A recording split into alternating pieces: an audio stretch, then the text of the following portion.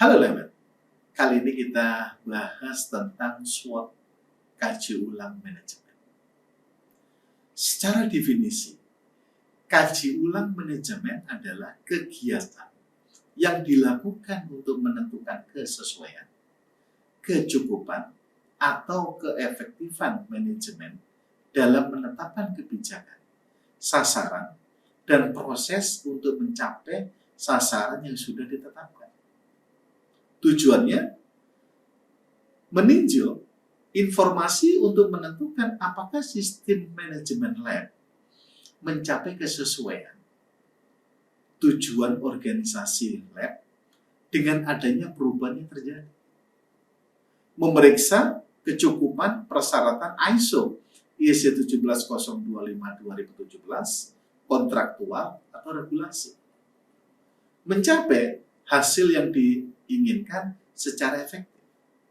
Dalam ISO IEC 17025/2017 Butir 8.9, manajemen lab harus meninjau sistem manajemennya pada interval yang direncanakan untuk memastikan kesesuaian, kecukupan, dan efektivitas yang berkelanjutan, termasuk kebijakan dan sasaran yang dinyatakan terkait dengan pemenuhan ISO IEC 17025/2017.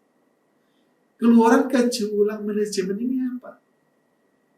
Efektivitas sistem manajemen dan prosesnya, peningkatan kegiatan lab berkaitan dengan pemenuhan ISO IEC 17025/2017, penyediaan sumber daya yang dibutuhkan, dan kebutuhan untuk perubahan.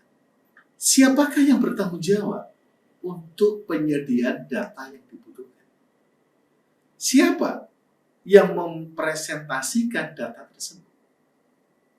Di dalam ISO IEC 17025 ini ada 16 poin yang harus dibahas dalam kaji ulang manajemen.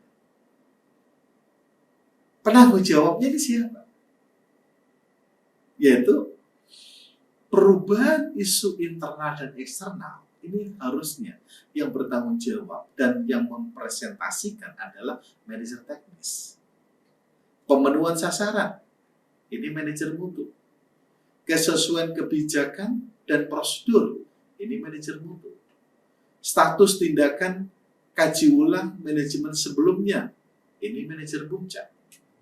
Dampak dari audit internal terakhir, manajer mutu. Koreksi dan tindakan koreksi, ini manajer mutu. Penilaian oleh badan eksternal, ini manajer mutu. Perubahan volume atau jenis pekerjaan, manajer teknis. Tanggapan pelanggan dan personil, manajer administrasi.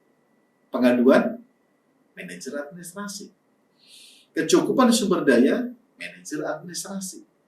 Efektivitas peningkatan yang diimplementasikan, manajer mutu. Hasil identifikasi risiko, manajer mutu. Dampak jaminan validitas hasil, manajer teknis. Pengambilan sampel, manajer teknis untuk pengambilan sampel. Faktor relevan lainnya seperti pemantauan pelatihan, manajer administrasi. Rapat kaji ulang ini kapan harus dilakukan? Ini di akhir tahun atau biasanya di awal tahun berikutnya. Kaji ulang manajemen ini dilakukan pada interval yang direncanakan, yaitu tiap 12 bulan sekali. Tapi tergantung resiko pada bisnis atau operasionalnya. Menghadapi persiapan asesmen dari Komite Akreditasi Nasional atau pihak ketiga. Sebelum rapat kaji ulang manajemen, ini yang bersifat tahunan, ada rapat manajemen reguler. Lab harus melakukan rapat harian, ya sekitar plus minus setengah jam. Rapat mingguan, waktu yang dibutuhkan plus minus 1 jam. Rapat bulanan, waktu yang dibutuhkan plus minus 1,5 jam. Rapat triwulan plus minus 2 jam. Rapat semesteran plus minus 2,5 jam. Dan di akhir adalah rapat tahunan kaji ulang manajemen. Ini agak panjang karena membahas isu-isu penting yang ada di lab. Waktu yang dibutuhkan sekitar plus minus 3 jam. Bagaimana SWOT ini harus dipertimbangkan saat kita melakukan kaji ulang manajemen? Kita mulai dari strength, yaitu kekuatan.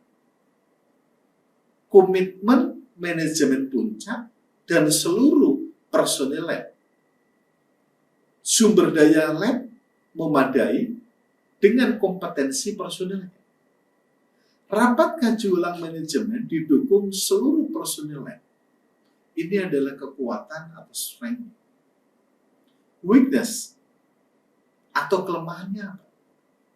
Manajemen lab tidak memiliki komitmen yang baik. Pelaksanaan kaji ulang manajemen seadanya bisa hanya bersifat formalitas, sandiwara, atau sinetron.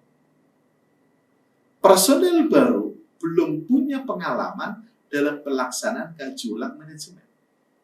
Sulit mengumpulkan data yang dapat dibahas dalam kaji ulang manajemen. Ini ancamannya apa? Kaji ulang manajemen ini.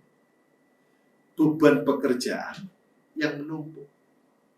Lab menerapkan banyak standar sistem manajemen. Koordinasi antar manajer butuh waktu. Personil belum memiliki kemampuan untuk menyajikan data dengan baik. Hasil kesepakatan tindak lanjut tidak komprehensif. Yang terakhir, peluangnya, opportunities, yaitu kegiatan kaji ulang manajemen terintegrasi dengan kaji ulang manajemen ISO 9001, ISO 14001, atau ISO 45001. Pembahasan fokus pada detail terkait hasil audit internal, audit eksternal, mencari feedback pelanggan. Persiapan dan pelaksanaan kaji ulang manajemen didampingi oleh konsultan. Ini adalah bagaimana kita melakukan SWOT dalam kaji ulang manajemen. Demikian yang bisa kami sampaikan. Terima kasih.